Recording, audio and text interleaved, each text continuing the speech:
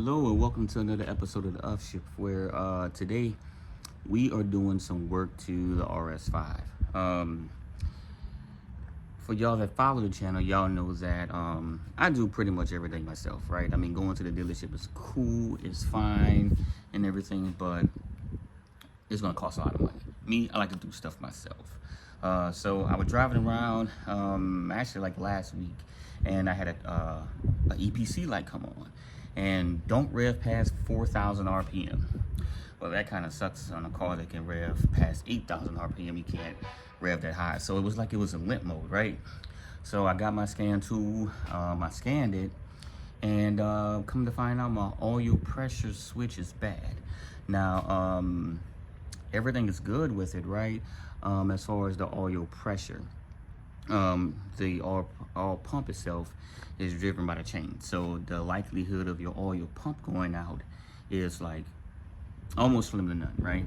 I checked that, and now we're going to change it because it's a little cheap part. Problem is, German engineering. It's on the back of the engine, and if y'all notice with the RS5, they kind of shoehorned the RS5 engine into the car, and yeah, it's on the back. So we're gonna go through that right quick. And there is the engine in all its glory. It's dirty. Don't talk about that. But anyway, the best way to change it, first let me show you where it is, then we'll get to the parts that I've done. There's like a green, if you look at it, it's right in the center of the screen, there is a green plug. And see that kind of like what it is, I would say is more of like a goldish kind of socket. That's 15/16. You want to change that, but this is what we'll be getting to, and it's behind all of this inside of there.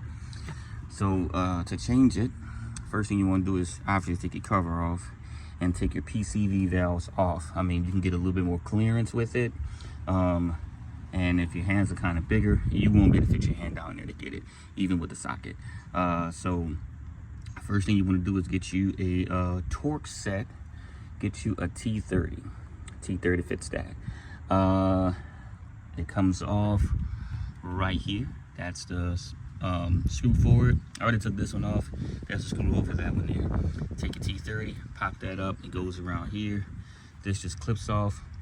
Squeeze that, and that pulls off. That side is going to look like this side here, which I already did. Take those off, and that way you get more room to get back here.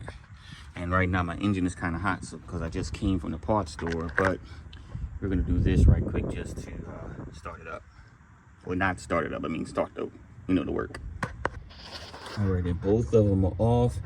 Y'all can see I have a little bit more clearance to get wrench down there to get that off. The issue is I gotta find out where the actual, what is it called, the little clip for this. It seems like it's on the underside of it, and this engine is incredibly hot right now, so tune in later. I'm gonna change that, press a little thing on it so I can take that off, and hopefully get this wrench back here so I can get that off.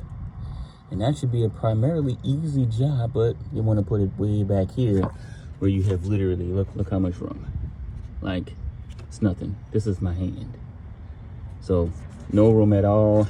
I get to clean my engine off some and get that changed. But yeah, I love this engine. All right, now I just got that sucker off. Now, the way mine sat was like this, right? So you gotta stick both your hands in there and press the little where is it, thing right there, so this can come off. So it's sitting like this on the back of the engine. Press the little thing. Actually, it's sitting more like this. Yeah, it's sitting like that.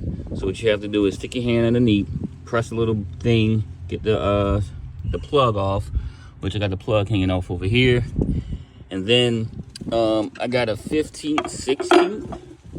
I know this is supposed to be metric, however, it fit perfect on the 15/16, right? Like without a doubt. A socket set will not fit. You don't have the clearance. Put it in this way, do a quick little turn, and you're good. Once you do that, finish it off with your hand. pull it up, and you're good. Now, this sensor here has to come off. I got the plug for it there because you need to be able to move the ratchet. The socket.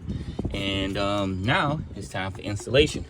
But it was a really simple job. I don't know what Audi charged for it.